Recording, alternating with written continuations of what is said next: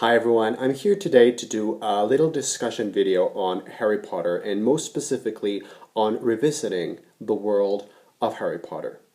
Now, I guess this whole revisiting Harry Potter started with my students. If you were not aware of it, I am an elementary school teacher, and this past, what is it, 6 months, I think, I've been working with my students on a Harry Potter project. So I've been re-immersed again on everything Harry Potter. We have read the books. I have read selected chapters from the first three Harry Potter books to them, and we have, made like storytelling sessions, and we have acted them out, and we have done tons and tons and tons of different activities related to Harry Potter, and it's been great. It's been really the most wonderful decision I've taken as a teacher, and I have really reassured myself in the or I've reasserted my confidence on the importance that Harry Potter can have on the development of a young mind. I remember when I was growing up, Harry Potter taught me a lot, and it helped me learn a lot of different things, not just related to Harry Potter, but English. I'm an English teacher as well, so Harry Potter has been my sort of vehicle or excuse to teaching English to my students, and it's been great. Honestly, this year's results have been the best results that I've seen in my teaching career, and it's all because of the Harry Potter theme. And I think it's really completely immersive as an experience for children, and it really does help them learn a lot more things in a much more significative way, or in a much more personal way, because they really have their learning experience anchored onto something that is meaningful to them. But enough of the teaching talk here. I really want to talk about what it is, what it means to me as a 24-year-old grown-up or person to revisit Harry Potter, a world that I discovered and lived in during most of my childhood and teenage years. So the first time that I ever read Harry Potter and the Philosopher's Stone or Sorcerer's Stone was probably when I was 7 years old, so that's a long time ago. This is my original Spanish copy that I read here in Mexico City, and it's really battered, and I've read it countless times, but this was a long time ago. And I remember when I was reading it, it felt very out of my league as a reading experience, as a book. I felt very identified with the world and with the characters and everything, but as a reading experience, it was very advanced, way advanced. It was very difficult. I was only 7 years old. This was really the first full-length novel that I read alone, and so it was quite the challenge for me at the time. And then as I grew up, I started to take on bigger challenges until when I was, it was 2003, so I must have been 12 years old, or 13, when the fifth book, Harry Potter and the Order of the Phoenix, came out. And that was the first full-length novel in English that I read alone. And it was also one of the longest books I'd ever read. So it was a real challenge to me, and I managed to complete that book alone, 12 years old, living in Mexico City, and this was the first full-length novel in English that I read by myself, and it was not just any English, it was a very British kind of English, not very easy to understand if you're not an English speaker.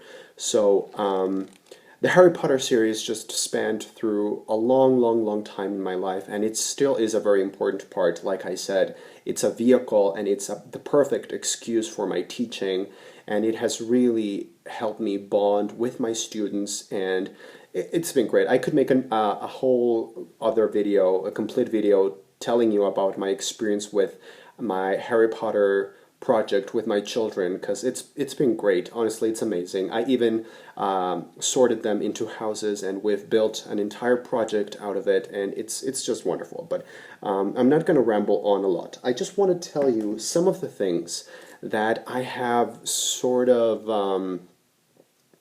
that I have identified in my last rereading of Harry Potter and the Sorcerer's Stone, because I actually reread this book a couple of weeks ago, and because I was so immersed and so interested in what my students were feeling towards this book, and this being their first involvement with Harry Potter as a reading experience for most of them, I was very intrigued and very curious as to what makes children love Harry Potter, and what is it really that makes you engaged and so involved and get so invested in this world and these characters. So I went on and picked it up. I actually didn't read this copy. I read the illustrated new version with gorgeous illustrations from Jim Kay, but I don't seem to find it here right now, so I'm just holding this one up.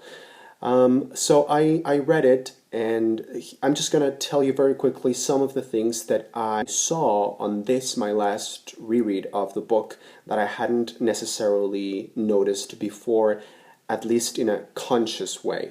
So the first thing that I realized when I was rereading this book is how J.K. Rowling really has an ability not just to storytell and to storytell well, but she has a great talent and ability to synthesize information and to plan what she wants to say in such a long series of books as this one. It's just amazing, just taking a look at how thin this book is and how short it really is in comparison to most books, and just how much information she really packs up in here. It's really formidable what she does in this book. She presents characters, she presents a backstory, which would be the first chapter. She develops characters, introduces yet new characters, new settings, places, world building, magic systems, magic rules. She does it all, and in just a couple hundred pages. It's honestly, I'm just shocked. The second thing that I realized when reading Harry Potter for the, I don't know how many times I've read it, but this last time, is the writing style. I've always known, and I think everyone agrees with me, that J.K. Rowling has a very distinctive and a very efficient writing style, but I think I've been able to identify a little bit more accurately what it is that makes me, at least, fall in love with her writing style. And I think it's because she has a very concise writing style. She doesn't necessarily write with a purple prose or a very flowery she doesn't have a flowery use of language or anything, but it's just the right amount of beautiful prose and complex language, and being concise, being direct, being simple, being accurate in what she wants to convey, and she manages to do it. And one of the things that I think that this series does extremely well is adjusting its prose, adjusting its narrative style and its writing style to the reader. I think that everyone who starts reading Harry Potter will eventually grow, and for me that was certainly the case. When I picked the first book in the series for the first time, I was 7 years old, but when I finished the series, I was 16 or 17 or something.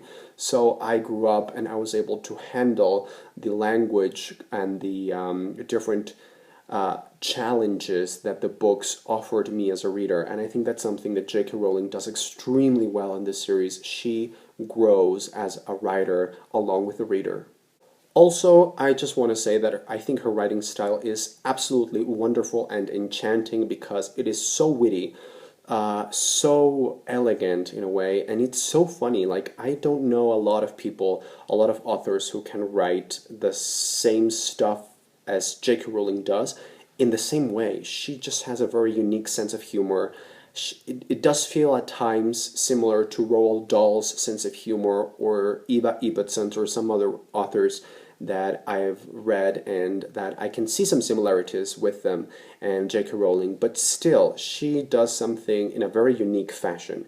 Another thing, the world building. I mean, need I say more? The world building here is wonderful. But what I noticed this last rereading experience was how British this book really is. I think that's something that I forgot with the years, just how British everything feels, and I loved that. I love that Harry Potter is essentially a British story, and I think that's very important. And it's very important that J.K. Rowling demanded that all the actors in the movies were British. I think it's just very important. Then I have some other issues that I wrote here. The characters, the way that they're presented and the way that they are developed is amazing. The pacing of the story is flawless, in my opinion. And something that I wanted to say about the characters, and I've always been very conscious, very aware of this, is how J.K. Rowling has a knack for developing characters in the most interesting way. Many authors that I've read, many authors, tend to present and develop characters and give you information about the characters by describing them. And here, I think that in the entire Harry Potter series, what J.K. Rowling does is she presents and develops the characters by actions and by dialogues, most importantly. The dialogues is really the part of her writing style that fascinates me the most. The Harry Potter books, maybe not so much this one, but later on, the Harry Potter books are very heavy on dialogue. I remember the sixth book, The Half-Blood Prince, has all these conversations between Harry and Dumbledore, and those are my favorite parts because she creates such vivid characters having such lively discussions and conversations, and they really display their personalities throughout every single sentence. It's amazing. Finally, I just wanted to say that she plants hints of what's coming up in the next books, and I think that's really wonderful that you can revisit this books and start picking at some clues and hints and pieces of the puzzle that you hadn't seen there before. And lastly, comparison with the movie adaptation of Harry Potter and the Sorcerer's Stone. I realize now just how good that movie is in terms of being faithful to the book. It's really very similar. And they keep everything simple. They keep most of the important information in there. Yes, there are some things and some characters that are not present in the movie, and I deeply regret that. For example, Peeves, or there's an appearance of Ron's elder brothers, Charlie and his friends, or something, when they are trying to retrieve Norbert, the dragon. But I understand that there's a lot to pack in a movie, and it's just not the perfect media. So those are all the points that I wrote here, but honestly, I could talk forever about how wonderful Harry Potter is, and I would just like to conclude this video by saying how much I enjoyed it. I do want to give the entire series a reread because it really is something that I believe can be as equally enjoyed well, yes, it can be as equally enjoyed by a child who is 7 years old, speaking only Spanish, living in Mexico City, as it is to an adult, 24 years old, teacher of English, with a different baggage and different set of experiences, and it's just wonderful. And if you are a teacher or you have some connection to educational services, please include Harry Potter in some way in your teaching programs or in your curriculum or whatever way you can. This is just a wonderful place and a wonderful vehicle, like I said, to get people and get children closer to reading. Like right now, my students are starting to read on their own different books than Harry Potter, but I don't care. It's because of Harry Potter that it's Harry Potter that has nourished and fed that interest and that new passion. So Harry Potter really has given us much more than we ever thought. So that's it. That's all I wanted to say. Please feel free to comment on whatever you would like to say. Have you ever revisited the Harry Potter universe after many years of not having revisited it? and I will see you on the next video. Have a good one.